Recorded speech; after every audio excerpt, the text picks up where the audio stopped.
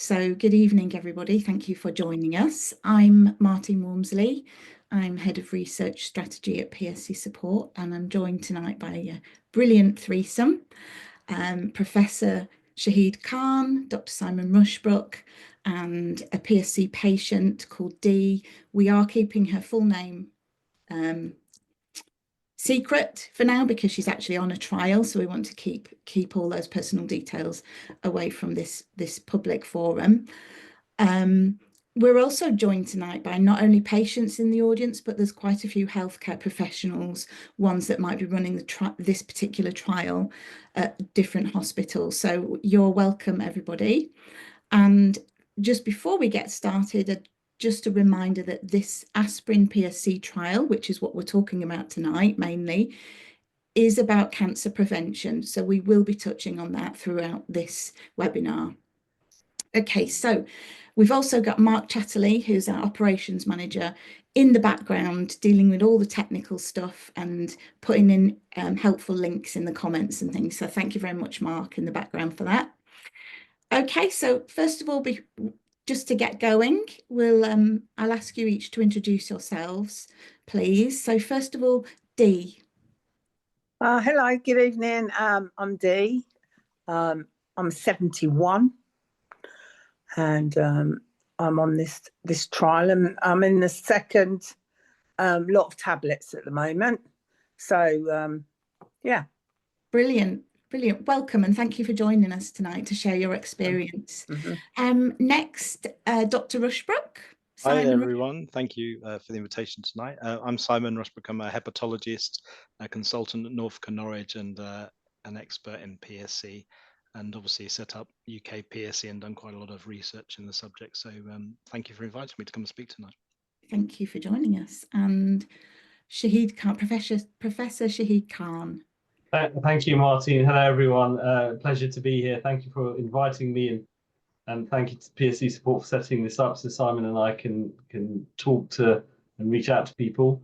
I'm a consultant hepatologist and endoscopist in London, based at Imperial College, where I see PSC patients, and I also do a liver cancer clinic. And Simon and I were part of the team that wrote the recent national guidelines on cholangiocarcinoma. Right, thank you and welcome to this evening. Thanks for joining us, Shahid. So the format for tonight, we'll have two presentations, one from Simon Rushbrook, 20 minutes, just given as an introduction to PSC. The second one will be for about 15 minutes from Professor Khan on the Asp-PSC trial, and then we'll have a Q&A, and we've got the experts here and the expert patient here to answer questions. So if you do have questions, put them into the Q&A box at the bottom, and we'll try and get through as many as we can. So first of all, Dr. Rushbrook, would you like to go ahead with your presentation? Thanks, Martine, and thanks for everyone. So yeah, so my remit in the next 20 minutes is I'm going to give you an overview of PSC, which is obviously quite a lot to do, but let's hear it go. And I hopefully, for some people that may be newly diagnosed, it will give you a little bit more information about what this disease is. So first of all, we're talking about a rare disease, a disease that is not very common, and there's been quite a lot of work done on that, but maybe to give you some idea, maybe about 13 in every 100,000 people in the UK population have this disease. And we know that it's often diagnosed around the age of 30 to 40. It's one of sort of many autoimmune diseases, and we'll touch upon that in a minute, that liver specialists look after. And it's slightly more common in males than females. And it's a sort of very typical disease in the sense that it's one of a disease processes that affects about 8% of the UK population, which is an autoimmune disease. And as you know, normally the job of our immune system is to protect us from the outside world. But for some of us, it sometimes turns inward on us and can attack our organs. And that's why patients with PSC often have, maybe up to about a quarter of them, other associated autoimmune diseases like celiac disease, where you're allergic to gluten, type 1 diabetes, or thyroid disease. So these are things that sometimes can be present before you have a diagnosis of PSC, or may develop during your course of monitoring with your specialist. It's a complex disease in the sense that we think it probably arises due to a sort of interaction between our genes and our DNA and something in the environment that maybe triggers this disease process off. But I think the important thing that sometimes confuses patients when you tell them there might be a genetic component to it, well, what's the risk to my children? Well, the risk is tiny, and that's why you don't need to have your children screened for it if you develop this disease. So what's under attack in PSC? Well, in order to answer that, we have to remind ourselves a little bit anatomy. And this little diagram on the screen reminds everyone that the liver is one of the organs in the abdomen. It's about 1.5 kilograms, and it sits there in the right side of the tummy under the rib cage. And you can see that there are some important structures that go into the liver, but perhaps one of the most important structures is this green structure. And if you remember back to your sort of O-level or GCSE biology, one of the important jobs of the liver is to make bile. And that bile that's made in the liver flows down a series of tubes and eventually ends up in the bowel, where it helps digestion of fats and fat-soluble vitamins. And this is sort of a more close-up cartoon. You can see it in greater detail. You can see that bile duct is that tube there in green that's draining bile out of the liver. And you can see it also, importantly, and we'll touch upon this later, connects to the gallbladder. Now, those tubes go into the liver, and you can think of the bile duct as a bit like a series of tubes. I often picture it or describe it to patients as a bit like a branching tree. And you've obviously got the big tubes here, which is a bit like the trunk of a tree. And then you can see it divides and divides and divides like branches of a tree. So we've got tiny ducts and big ducts. And I think one important aspect is sometimes you'll find that in your clinic letters, it talks about I have large duct PSC or small duct PSC. And that might be relevant when we talk about the trial. But in order to diagnose small duct, you have to do a certain type of test, which we'll talk about in a minute, whereas these large ducts we can see with scans. So you can't see these tiny ducts on scans, and in order to see that they're abnormal in small duct PSC, we have to do a liver biopsy. Now, in the old days, the way that we diagnosed PSC is we had to outline those bile ducts by squirting some dye up them. And we did that via an invasive camera test. But we're very lucky now that we don't need to do this test anymore. And what we do is we rely on an MRI scan to highlight the water in the bile ducts, called an MRCP. And this is a normal MRCP. You can see that the bile duct comes up a bit like that picture I showed, and then it's dividing into branches that we described, and there's the gallbladder there. Now, in PSC, what happens is the immune system attacks those bile ducts, and it causes inflammation and scarring. And as a result of that scarring, the tubes, instead of being lovely, smooth and very straight with good wide open holes to allow bile to flow through it, you develop this series of scars and beading and irregularity of the bile ducts. And the way that doctors describe that is they'd say that there is the presence of a cholangiopathy. So if you read those things in your report, there's a cholangiopathy. All it means is that the bile ducts have become scarred and irregular from this autoimmune destruction of the bile ducts that occurs in PSC. And it's that scarring and inflammation that causes the problems. And you can see here, just to remind you, here's the normal bile ducts, and you can see what happens to them in PSC over time. And here is an MRCP, in fact, that shows those narrowings. That's a real life MRCP from a patient with PSC, where those bile ducts have changed their appearances. This is large duct PSC. One note, just for people on the call tonight, is that this appearance, which remember I said is a cholangiopathy, can occur with other diseases, not just PSC. So one of the important jobs of a hospital specialist is to make sure that this appearance, this cholangiopathy, is due to PSC and not another disease that can look like PSC, although those are very rare. And as I said, if you want to diagnose small duct PSC, unfortunately, we can't see tiny bile ducts on an MRCP. We have to do a liver biopsy. So as you know, some of you may have undergone a liver biopsy to diagnose small duct PSC. Unfortunately, there isn't a diagnostic blood test, But often what we find in patients is a clue to the presence of PSC is the associated presence of another autoimmune disease where the immune system is attacking the colon. So about 70% of you who have PSC will also have an associated inflammation of the colon, which is called colitis. And often doctors say it looks a bit like and is ulcerative colitis. Unusually in PSC, it tends to affect more the right side of the colon. And that's why a lot of patients with this don't report diarrhea or bleeding, because a lot of patients with colitis without PSC, the colitis affects the left-hand side.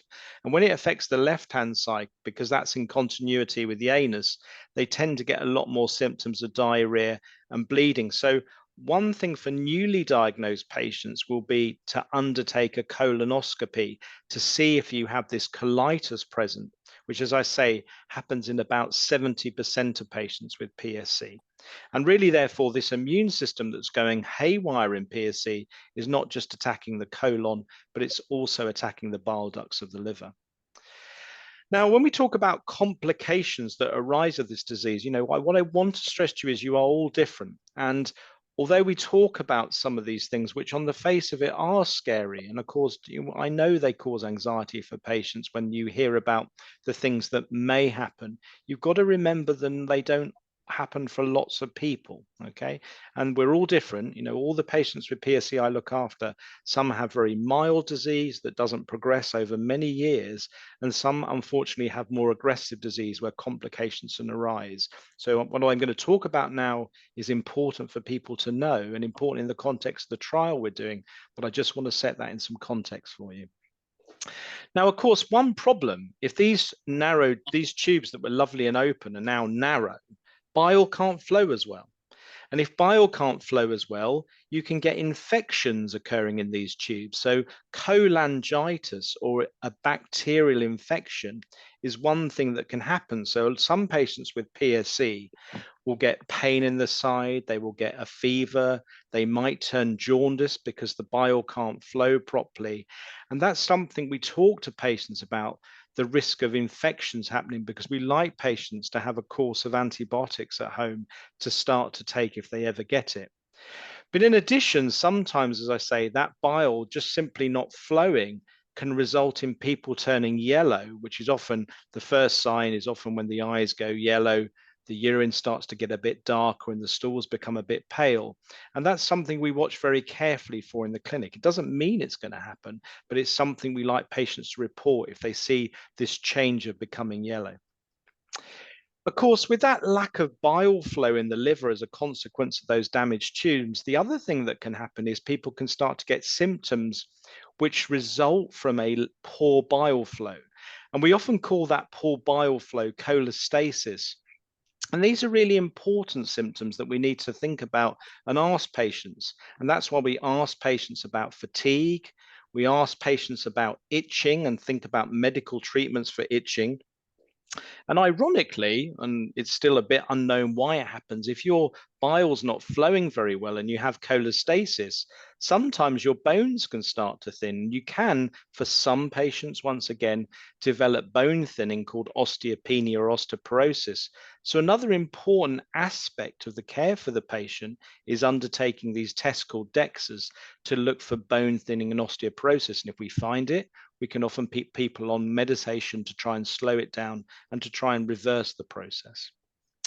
Now, of course, for most patients with PSC, one of the things that they read about when they hear about this disease is the potential for them to develop progressive scarring, where the liver goes from none, mild, moderate, severe scarring to eventually potentially cirrhosis, which is a very scarred liver.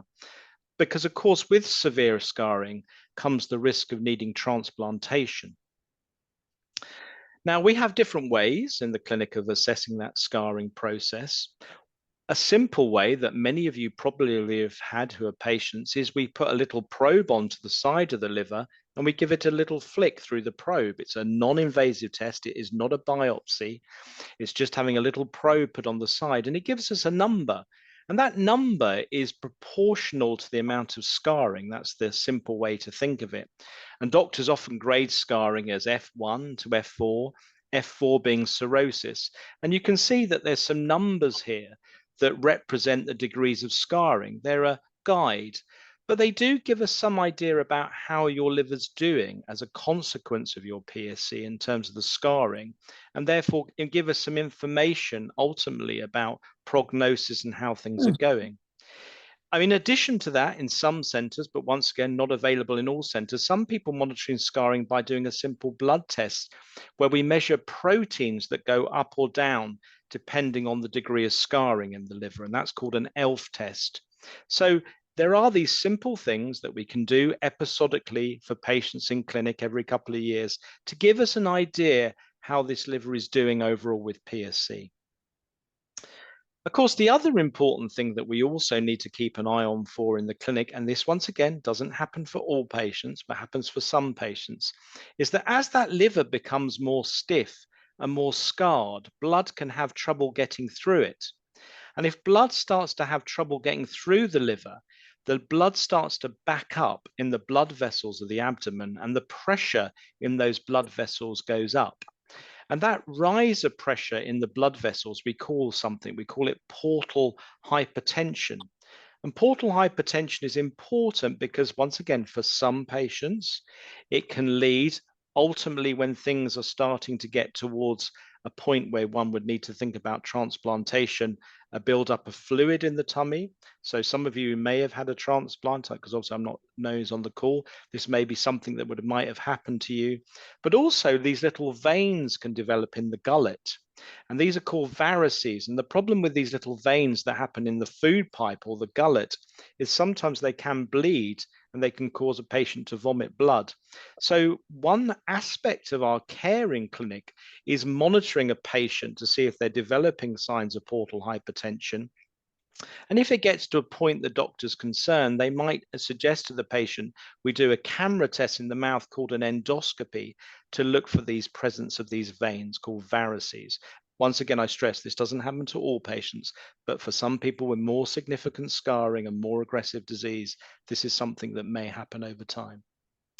And of course, we've touched on it already, because ultimately these things where the liver's not working, portal hypertension or complications, or severe problems of severe itching that won't go away, or recurrent infections in the bile tubes are some of the reasons why, of course, we will write to centres around the UK asking them to see a patient to consider them for liver transplantation. There are many other aspects of PSC care, and as you can see, I've wrote some of them down in this list, that things we need to remind on. Quality of life, we know, can be significantly impaired for some people with PSC, and for some people having a chronic disease, which is true of all chronic diseases, where that you read some very scary things which I know people worry about. It can take a toll on your mental health, and that's where I think if you're being looked after, it's really important that you reach out to people like PSC support, where there's specialists on hand to help in terms of people with good patient information, but also trying to ensure that you're looked after by a doctor who understands the disease and can try and point you in the right direction. A lot of the bigger clinics now have specialist nurse support. They often look after a range of autoimmune diseases, or if you're in the IBD side, because often if you've got inflammatory bowel disease and you've got PSC, you often need a bowel doctor or a luminal gastroenterologist to help manage your inflammatory bowel disease, to help us manage that inflammation in the colon. And you need a liver specialist to look after your liver side. And of course, around the country, everything's different. Some people I know are looked after by doctors who are able to look after both aspects of disease, where in some other centres, that disease or that care is split between specialists. It varies from centre to centre. And the most important for all things for all patients is they have high-level information. Now, Simon, 5 minutes. Yeah, no, thank you. The most important thing, though, and that's where we're going to move on to, and this is the hardest thing I know to talk about in a sensitive way, is that inflammation that is the core to the bile duct inflammation, the gallbladder inflammation, and the colon inflammation. For some patients, unfortunately, does change the nature of the cells, which means that they are at risk of developing a cancer. And that's why patients we know with PSC have an elevated risk of bowel cancer. They have an elevated risk of gallbladder cancer, and they have an elevated risk of bile duct cancer. And once again, I stress some patients, not all patients. And that's why we try to pick these things up earlier than if we just let things present with symptoms and by chance. Now, in terms of the bile duct, it's hard. You know, a lot of patients, as you know, will undergo screening with MRIs or ultrasounds. It varies from center to center, and also on the frequency from center to center to try and pick things up at an earlier stage. In terms of the gallbladder, a lot of you, as you know, will undergo regular screening of the gallbladder to try and pick up these early polyps, because if we operate on gallbladders at an earlier stage when a cancer is present and it's just contained to the gallbladder, we know we can give patients a good outcome. And of course, for the colon, we can do regular colonoscopy, because if we can pick up early changes, often they can be removed endoscopically. And of course, if you pick up a cancer, you could potentially remove the colon early. Now, of course, for all these sites, for us as PSC doctors, you know, one of the important jobs is how can I pick up cancers early? But perhaps more importantly, could I do anything to try and stop that cancer developing in the first place? And that's why cancer prevention is a major focus of Cancer Research UK, but it's also the thing that myself and Professor Khan have spent a lot of time thinking about to try and devise this trial that my colleagues are about to tell you about and share with you now. So I hope that in the small window I've been given gives you an overview to PSC and the things that could happen. And I'm going to hand you over now to my colleague to talk to you about our trial, which is really, as Shahid will tell you, about cancer prevention. So thank you for everyone's attention. Thank you very much, Simon. That was really, really good and really important, I think, point you made about the fact we're all so different and we're not all going to get those complications. So thank you very much. Shahid, over to you. Great, thank you. Thank you, Simon. Great talk, as always. I am going to share my slides, hopefully.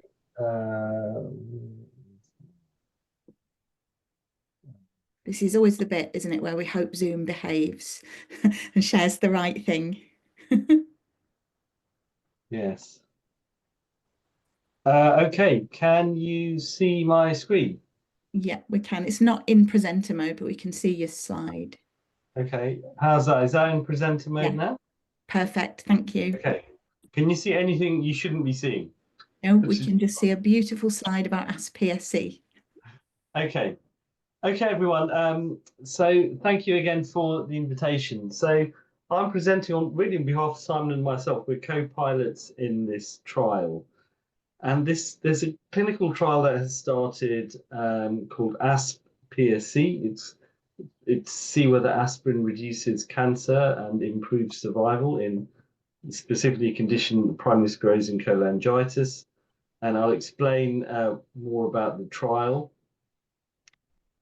This is the whole investigator team and the people that were involved in writing a grant. Running a trial costs a lot of money, and groups have to get together and apply for funding to do a trial. And each grant application is highly competitive, and about 10 to 15% of applications to do trials are successful. So it does take. So it took about 2 years just to write up this trial protocol, and we had a lot of people involved. So myself and Simon are the PIs, the principal investigators. So we're in charge of the trial nationally, and every hospital that joins will have a we're the chief investigators. Every trial will have their own local investigator. Also on the panel, the group that wrote the grant that we put together include Palak Trivedi from Birmingham, who's chair of UK-PSC, Hassan Malik, who's chair of ex-chair of the British Association of Surgical Oncology and a liver surgeon, Ruth Langley, who's an oncologist at UCL, Hassan's from Liverpool, Kath Williamson from London, who's a professor of obstetric medicine, and Nick Powell, who's a professor of gastroenterology and a colleague of mine at Imperial. But really, I think main stars of the grant application were Martine and Maxine from PSC Support and Helen Mormon from the AMMF, the UK's cholangiocarcinoma charity. We gave a lot of insight and help in writing the grant application and wrote big chunks of it and advised us on the protocol and how we should do it. And Francesca is the statistician who advised us on how many patients we need to recruit to prove or disprove the theory of whether aspirin makes a difference or not. So it's a big team, and it took a year to plan it, a year to write it, and then we submitted it and got funding from Cancer Research UK. And the upshot of this is that, as Simon said, prevention is better than cure. So why is this study needed? Why do we need a study to see whether there's any way we can prevent that risk of cancer in patients with PSC? Well, as Simon's pointed out, patients with PSC are at risk of two things, really. There's a risk of progressive liver damage. It doesn't happen to everyone, but it's more likely to happen if you don't have PSC. And that can result in liver failure down the line. That's a possibility. But there's a double whammy that PSC patients are also at risk of certain cancers, particularly in the liver, particularly in the bile ducts. That's called cholangiocarcinoma. And patients who've also got inflammatory bowel disease, which is most PSC patients, there's also the risk of colorectal cancer. Now, for PSC, there's no cure or there's no medication, as far as we know, up until now, that prevents PSC getting worse. The only cure is a liver transplant if someone gets cirrhosis and the liver starts to fail. So that small group of people where that happens, there is a potential cure, and that's liver transplant, which is obviously quite a serious undertaking. But it's the other risk, which is in many ways more worrying, because the cancer side of things is much harder to treat and is often not curative at the time of diagnosis. And if a patient with PSC gets a cancer and then gets liver failure, then the transplant is contraindicated, which means that patient won't get a transplant, because if they've had a cancer and they get a transplant, the cancer comes back in the new liver. So patients with that will not be listed for transplant. So anything that can be done to reduce that cancer risk is a massive unmet need. And currently, there's no screening test or preventative mechanism known to reduce the cancer, particularly in the liver and the cholangiocarcinoma risk. So that's why this study is so important and is required. And there are some trials out there with newer versions of ursodeoxycholic acid in new drugs, but none of them are being done with the viewpoint of seeing whether it reduces the cancer. So that's why Simon and I started thinking about, is there anything we could try looking at? So there's quite a bit of evidence that, well, there's a suggestion that aspirin, and some of you may have heard this, it's been bandied about in the media for a while, that maybe aspirin might have some anti-cancer effects. And there's various studies. So on my list here, 1 to 6, these papers are retrospective papers. So what they do in these studies is that they look historically at people who've got various cancers and compare them to a similar group of people who maybe didn't, and look for any differences and factors that might account that are different between the two groups. And there's several studies that suggested that one factor in people who didn't get cancer versus those who did was people who were taking aspirin regularly for one reason or another seem to have a lower risk of cancer. So, for example, the paper by Choi et al., an odds ratio of 0.9 to 0.35, that effectively meant, when you looked at the whole data, there was a 50% reduction in PSC-associated cancer. 0.57 in the second paper. That meant that people had 43% less chance of getting hepatocellular cancer in the liver, And there's other studies. Now, these studies, these 1 to 6 here, these retrospective studies are not proof. They're a suggestion. There's a signal there that maybe aspirin might have played a role here, but it doesn't prove it. And it's not enough to advise people to take aspirin on, particularly if there might be side effects of aspirin. There's the only way to prove it is to do a trial. Now, there was a trial in red here by Professor Byrne et al. From Newcastle, their group, and they did a trial of aspirin versus placebo for patients with a condition called Lynch syndrome. It's very different to PSC, but people with Lynch syndrome have a genetic mutation which increases their risk of various cancers, including colon cancer. And in this trial, people were randomly given aspirin or a placebo. No one knew who was getting what for 5 years. And the patients who were given, and at the end of the study, it's a long study, the people with who were on aspirin, their hazard ratio was 0.63. That meant that they had a 7% lower chance of getting colorectal cancer. And now NICE recommend in Lynch syndrome patients are considered for aspirin. There's also some suggestion that after diagnosis, aspirin use might be associated with with improved cancer survival. But again, that's retrospective. So there's only been one randomized trial in these sorts of cancers, but it wasn't in patients with PSC. It's a very different group.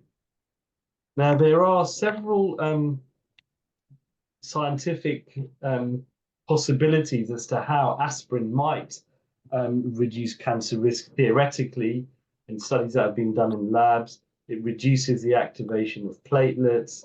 It affects various molecules and downplays various molecules involved in cancer pathways as one of their effects. It reduces inflammation in the liver, promotes the immune system in seeking out abnormal cells.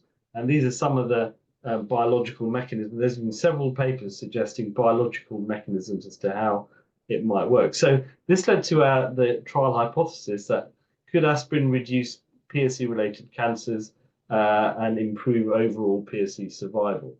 But that led to the main aim of the study. Now, we couldn't have done this study and done the protocol without Martine and Helen, and who have extensive experience in running focus groups and working with research teams and being involved in research.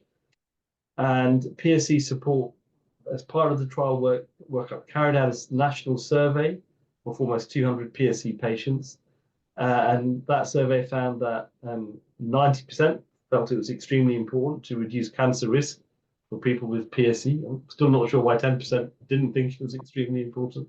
But more importantly, I think almost 90% say that they would be willing to take part in a 5-year study.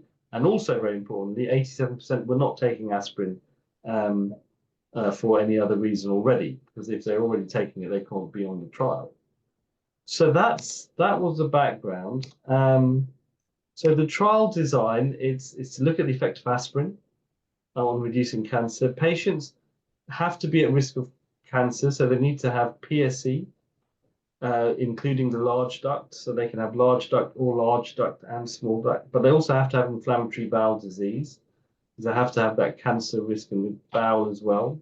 It's investigator-led, so it means that it's doctors like Simon and I who are doing it. It's not a trial run by a pharmaceutical company for some new expensive drug. It's a phase 3 trial, which means it's being done in real patients, in a large number of patients. Patients on the trial will be randomized to having a low dose of aspirin, 75 milligrams, versus placebo, multi-center, so 50 plus hospitals in the country will be partaking, and maybe even internationally. Double blind means that no one knows who's getting what until the end, and patients are randomized. Patients have to have had the diagnosis of PSC and IBD for at least 12 months. We need to make sure that they're cancer-free at the time they enter the trial. Now, 2 out of 3 patients will get aspirin, and 1 out of 3 will get placebo. That's how we're doing the randomization. It's a long study because there's not a lot of PSC patients out there, a few thousand, and we need about 900. And so we said to the funders that it will take 5 years to recruit these patients, and they'll be on the trial for 5 years. So we'll need funding for 10 or 11 years. Wow. And Cancer Research UK said that they would fund it at multiple £million, but only if we are able to recruit the patients within the time frame.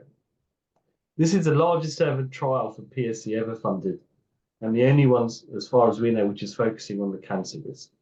And the success of the trial purely depends on whether we can recruit the number of patients we need. So I'll just skip that because we can take that in the Q&A. So the statisticians have worked out that we need 774 patients to complete the trial.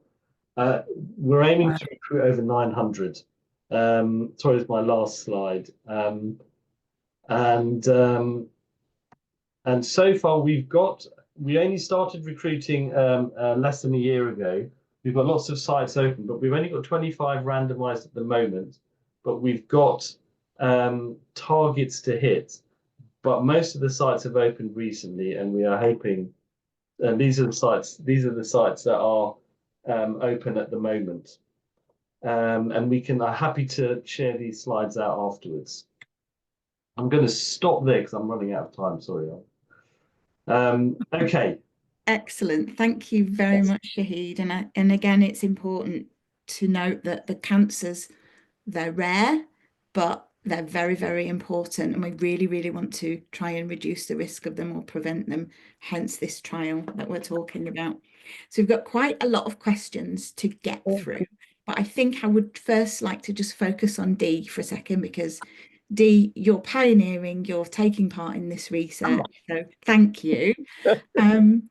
So the first question is, how is your PSC generally at the moment?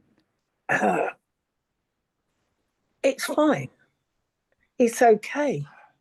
There's nothing got any worse since it was first diagnosed, as far as I can see and understand from the tests and the letters and everything. So how long have you been diagnosed for? I knew you'd ask that question. Well, I mean, it all got very complicated because, as he said, you get one expert treating you for IBD, and then the liver man, and they all sort of crossed, and I lost track of who was treating what. But yeah. I think I'm coming up for the 5th year. Okay. It was when COVID began that I was first diagnosed with IBD, so nothing had happened till then. We kind of have a pre-COVID and a post-COVID time, don't we? And we can't work out the... Yeah, I had none of that issue at all until after COVID. I'd had COVID. So who knows why or what. But I think I'm on the 5th year, aren't I? Yeah. I think. So you do know, okay. So what made you think about going on a clinical trial? Well, I read all the 23 pages that was sent after I'd said yes. And I had a conversation with husband and daughters, and none of us could think, why not? We all thought, well, why not? What is the downside of it? And there can only be positive, if not for me, then others in the future. Because, I'm now 71, whereas a lot of people, as he said, are diagnosed earlier. They've got a lot more life to live, haven't they? So, it can't make it worse, can it? I don't believe. So far, it hasn't. That's what the trial will show. No side effects, I mean. I haven't had any whatsoever. Fantastic. And you talked about those 23 pages? I think this is patient information is 23 pages. And so this is typical for a clinical trial. You get given a big pack, don't you, of patient information. And that's really important to read, isn't it? Because it does give you all that information about... Yes, I must admit at the time it was a little bit...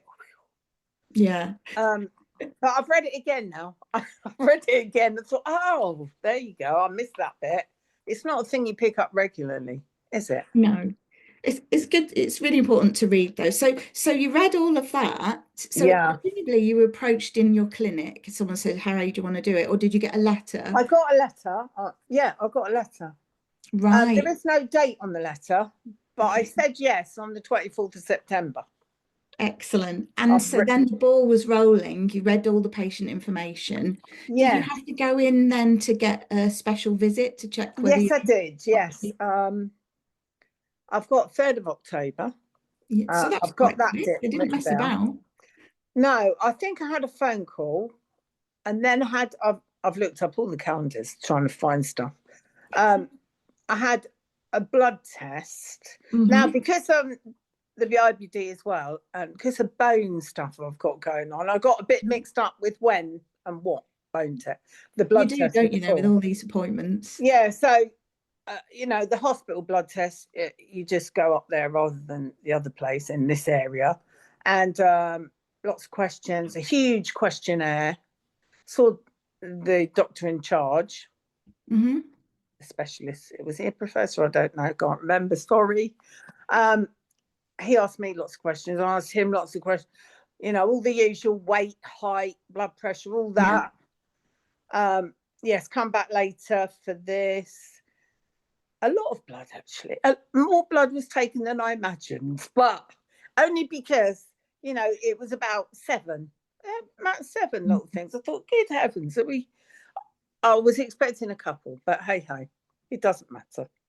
I guess, and that's the beauty of this trial, isn't it? That the trial has been designed so that it can go alongside your usual care, not giving you too much burden of extra visits. It's all been designed to work with what you're getting.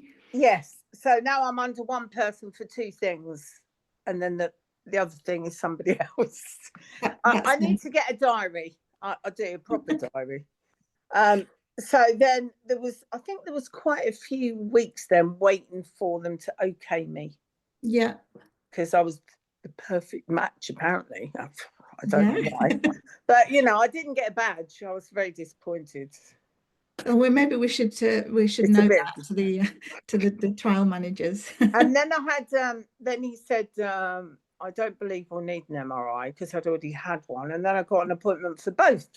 So I wasn't quite sure which was for what, ultrasound and MRI.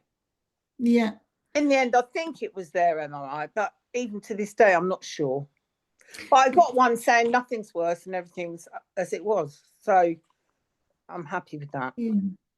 And Simon, that's right, isn't it? On the trial, you are making sure people are getting the tests, the routine. So hopefully on time. Yeah, because obviously, I mean, it is difficult for some of these aspects of care because some things are not mandated exactly what type of test, but we have obviously the guidelines in the UK, for example, recommend that most patients with colitis have a colonoscopy every year. So one advantage on the test is because we know what the NHS is like, it can slip. Some people's appointments are slipped due to backlogs of COVID, but one advantage is the trial team will make sure you maintain your regularness of colonoscopy. Oh, I look forward to it. I really, really do. Every year on the dot. Well, that's one. But also the other thing is also imaging. You know, if people have quite advanced scarring and cirrhosis, we ask they have a 6-monthly scan. But once again, we don't mandate whether it's an MRI, CT, or ultrasound. That's up to the centre to decide. But if you don't have cirrhosis, then we ask that you have an annual form of imaging.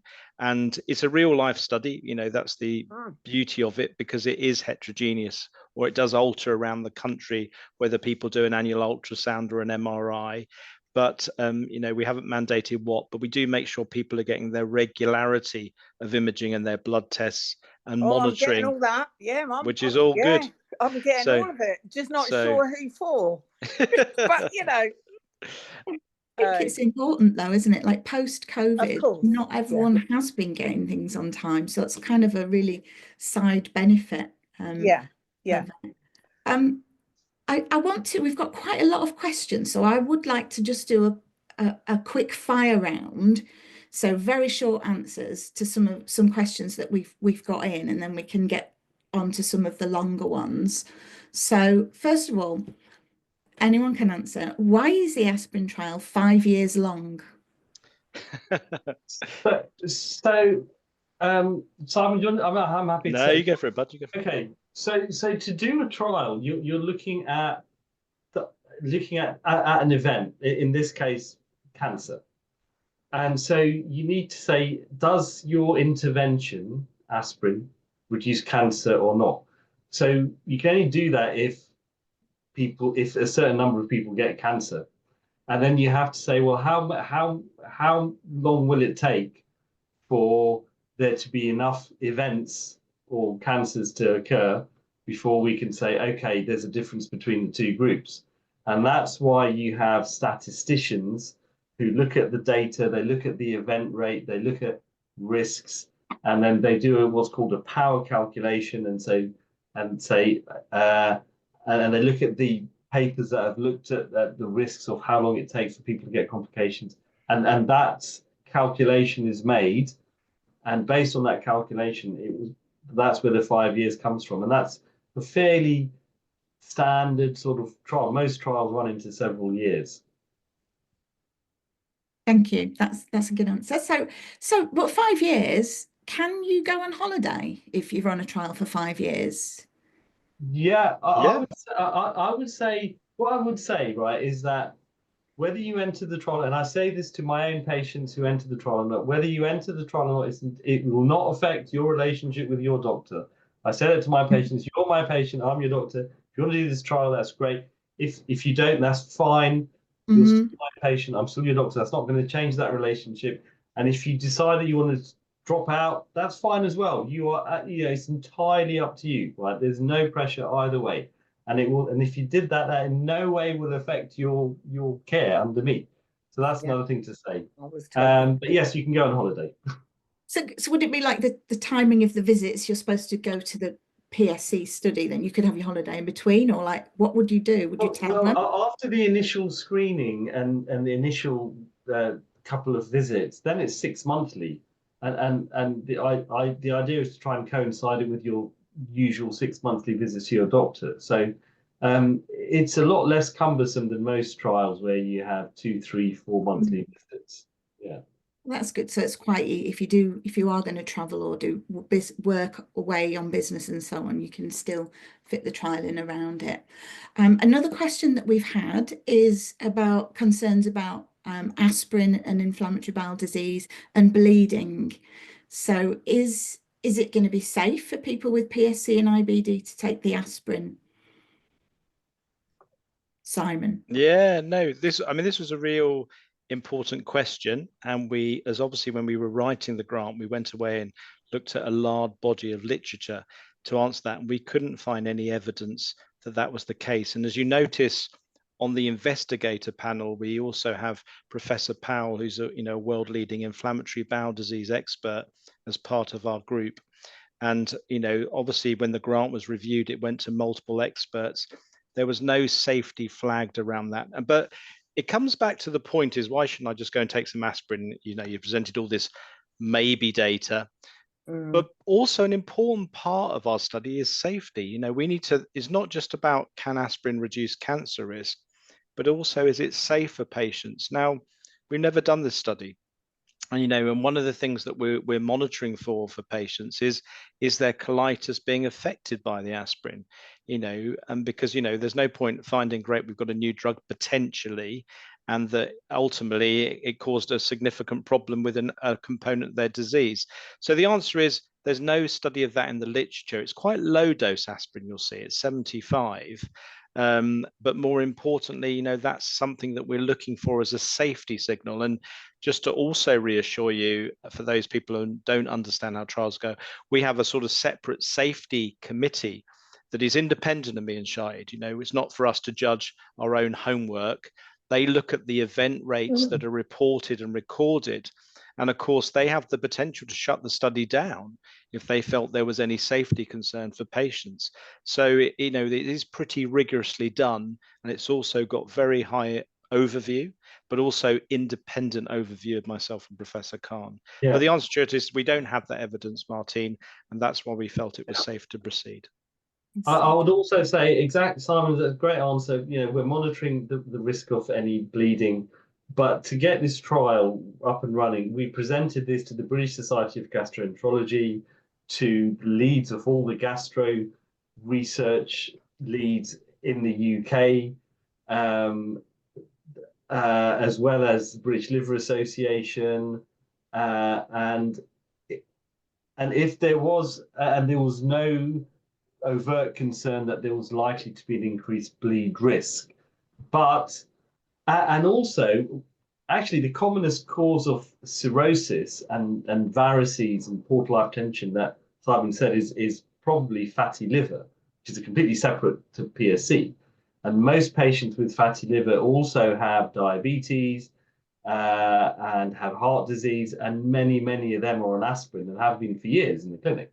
So there's a long history in routine clinical practice of patients with cirrhosis taking aspirin for other reasons, and there's been no safety signal. But we are aware that this trial hasn't been done, which is why there's an independent safety trial who are given data on adverse events and if there's any concern, the trial will be shut down. But yeah. Thank you. So we are, as IBD patients, we are sometimes told to avoid certain drugs, but the difference here is you're taking something under medical supervision as part of a clinical trial, and not just yourself without that. And aspirin is not a typical NSAID. It's not a typical anti. It's not like naproxen or Nurofen, ibuprofen. It is different, and it's a very low dose. It's a baby aspirin dose, which yeah. Good, thank you. Another quick question. Will people be invited to take part in this trial, or should they ask their doctors? We hope, I mean, I can take that one. I mean, we hope that if a centre is enrolled, that they would have gone through their patients and invited them to take part. But the honest answer is, if you haven't heard from your centre, we know that it's not running at every centre, and I should say that, but it doesn't, you know, there's ways and means that you can, you know, as is part of the NHS constitution, if you want to take part in a clinical trial, you can be seen at another centre and have your clinical care delivered alongside research care. And if you like, transiently move. So you know, PSC support have been great to us and have advertised lots of centres that are open. So there's lots of ways you find out through PSC support, through your own consultant. And if not, you can reach out to our study team and we can see if we can get you into a centre who can take part. So we've tried to create as much information as we can to allow patients to take part if they wish to. Yeah. And so if you want to take part and you've not been approached, then do please raise it with your specialist at your next appointment. And if you have, I see there's a question from someone who said that they went into pre-screening, but they haven't heard since. And is that normal practice? It isn't. I mean, if you've done a pre-screening, you should be contacted by the local research team who did the pre-screening to tell you whether or not you're going to enter the trial or not. So you should contact them. They should have given you a phone number or a way to contact them to find out. That's good.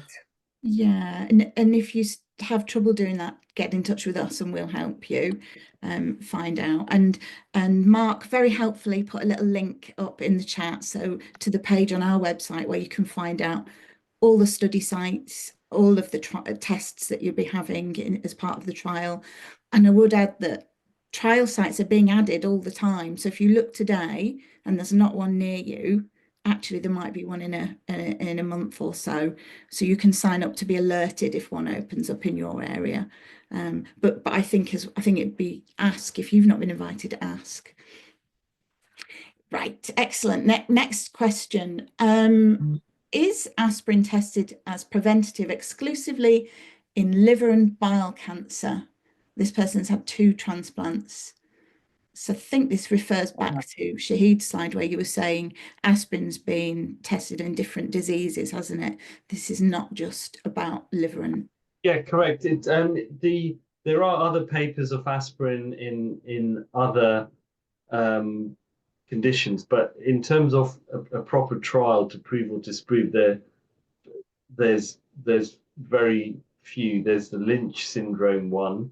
I can't think of any others actually, Simon. Yeah. I mean, there's other studies, as Shahid alluded to, about aspirin in other people with different types of cirrhosis, maybe reducing primary liver cancer. So there is evidence in other liver diseases, but yeah, no forward trial like we're currently conducting, Martin. And I don't think I've seen any trials aspirin saying breast cancer or lung cancer or ovarian cancer or anything like that. No. There's a big, I mean, one you might have seen on the trial list that Shahid showed, there's a lady called Professor Langley who's running this thing called Add Aspirin.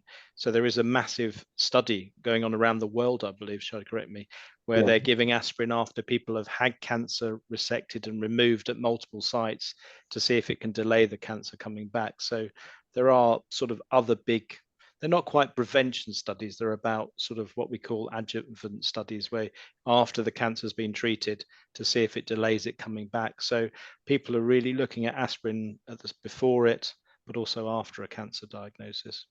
Thank you. If someone's had cancer in the last 2 years, would they be allowed on? Say that again, Martin. So if somebody's had cancer in the last 2 years and they have been given the all clear, would they still be considered for this trial? This was endometrial cancer. We haven't. Shahid, do you want to answer that? Or? I can't remember off the top of my head what the. We haven't. It is for PSC specific cancers, so potentially the answer is yes. But I think that really that's where it's always very difficult to answer those sorts of questions when you don't know all the details for a patient. And I think that's where often we rely on our local PIs to meet the patients and look at their case and really look at that in some detail to try and help the patient decide if this is the right thing for them. So it's not necessarily a no-no, but I think it would be something that the local PI, either doctor on site who's in charge of running their study on their site, would have to look at. And sometimes when they're not sure, they'll discuss it with me and Shahid, and as an investigator team, we'll try and help, give some useful advice for that individual patient. So I'm sorry I can't answer that question directly.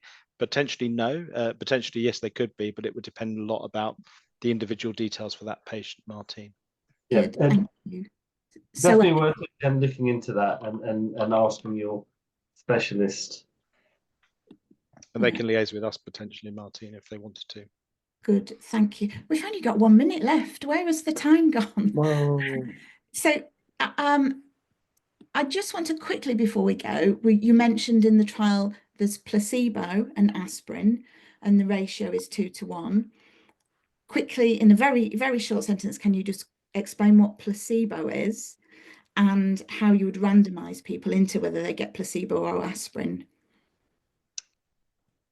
So placebo is a dummy pill that's made to look like the aspirin pill. So the two pills look identical and doesn't have any active chemical ingredient. So it's chemically inert. And the idea is to see whether any benefit is due to the pill itself versus the placebo, the aspirin versus the placebo. And patients are randomized when they enter the trial. There's a randomization mechanism which is managed centrally. And yeah, I mean, that's how it's done. It's just a little bit like pulling it out of the hat, isn't it? It's that basically, yeah. random. But 2 out of 3 people will be given aspirin, and 1 out of 3 the placebo. And just very quickly on the safety thing, the other thing I just wanted to say, I can understand the concerns about bleeding and bowel disease. If you're on the trial, actually you have 2 people you can contact. You can contact your normal clinician, which is almost impossible to contact usually, or their secretary, right, depending on where you are. But you also have the trials team as a contact if you're concerned that something's happening. That's right. You get a card. Did you get a card Yeah. Dee, Oh, look there at she this. is. There we go. This is a professional. So you do get given a card with to give if you need to go into hospital for anything, or if you've got a question. So you can always try, get some advice, Yeah. or the doctor's treating, you can get some advice. So we have gone over, and I'll be in trouble for this. We'll just quickly ask one more. Final question is, so if you're watching this and you're sat at home and you're quite convinced by aspirin, what would you say to someone who's thinking, well, I might just start taking it rather than go on the trial? Do you want to answer that first? Oh, I wouldn't do that. I wouldn't risk that. I remember years ago, my dad said, "Oh, darling, I think we all should start taking this little aspirin." I said, "Really?" And he took everything there was to take. No, I don't think so. I think I'm on enough pills, really, for now. Thank you. So you do it under supervision? Yeah. And Shahid or Simon, what would you say to someone? I think it comes back to two reasons. I think as a community, ultimately, myself and Shahid are running this trial because we hope we might find an intervention to help people.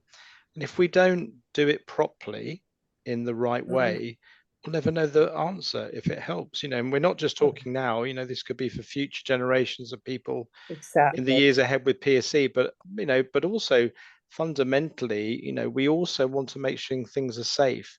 And the only way we can do that is by conducting a properly led study where we record side effects. We have safety teams that look at this thing, and it just has to be done in the right way. And I hope we've written a study which ultimately people can take part in, but means that they can live their busy lives away from the hospital, but have their care combined with it. We tried not to write something that's too onerous for people, because we know a lot of people also work, have families, and we try to write it in the right way. So those were the reasons I would say, and I'm sure Professor Khan would echo. Yeah, I'd say everything, and Dee, so grateful to you for coming out tonight and talking, and I agree with what Simon said. There's just one other reason I would say, which we haven't mentioned at all actually, is the biobank. Is that as part of this study, again, you can enter the trial and then you'll be asked, and you can say no to this part, even if you're on the trial, is that when you come for your 6 monthly visits to donate a small blood sample and a urine sample, which will be stored in what's called a biobank. And if you can say no to that bit of the trial if you want to, if you don't want to do that, that's fine. But most people will probably say yes and agree to that. And then the result would be, if we do pull this trial off, we would have 900 patients samples of urine and blood over 5 years, some of whom will get cancer, some won't, some will get cirrhosis, some won't. And then as technology improves, that biosample bank is unlike any in existence in the world.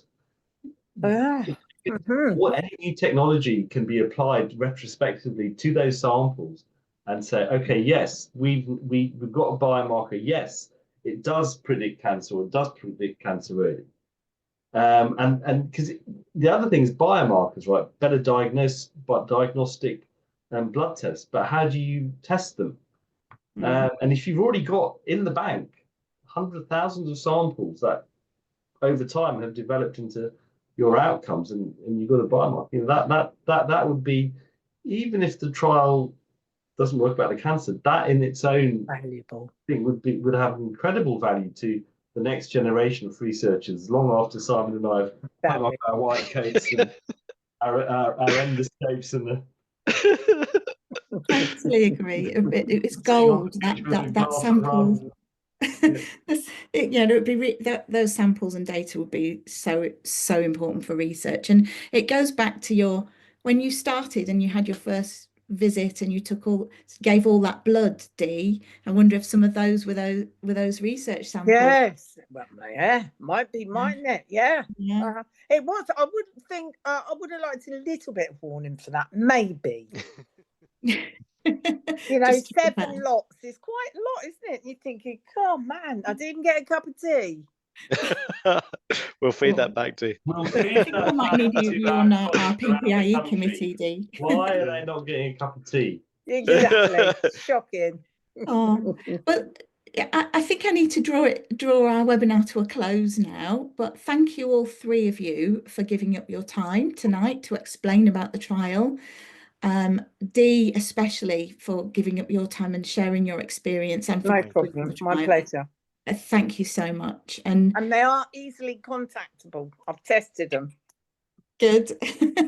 And you're getting lots of hearts come up in the little floating icons here. So that's we really appreciate that. And thank you to Shahid and Simon for I know how hard you worked on planning this trial, all those early Friday mornings, and you have tried to make it as easy as possible for people with PSC to go on and be able to stay on. So, you know, if you're at home and you're thinking about going on the trial, go to our website. Mark put the link up and check it out and see if it's for you. And, you know, the more people that go on the trial, the better the results will be. Of course. And on that note. Yeah, and Simon and I'm speaking for Simon, but I'm sure he'd agree. We'd be happy to come back and do this again 6 months' time, or when the word gets out a bit more, and if there's interest, we'd be happy to come back. Delighted. If you'd have us back. Yeah. Brilliant. We would always have you. Makeup next time. We'll even supply tea, Dee. All right. Thank you very much, all of you. Really, really appreciate your time. And thank you to everyone for watching and for your questions. And I'm sorry we didn't get through them all. Quickly, before we sign off, the next Ask the Expert is going to be on itch and acute cholangitis, which Simon touched on actually in his presentation. This will be with Professor Thorburn and Dr. Hussain from Royal Free and Birmingham, respectively. That's the 27th of March at 7 p.m. So do join us then. But in the meantime, have a lovely evening, everybody, and thank you for joining us. Good Goodbye. night. Bye. Take care. Bye-bye. Bye.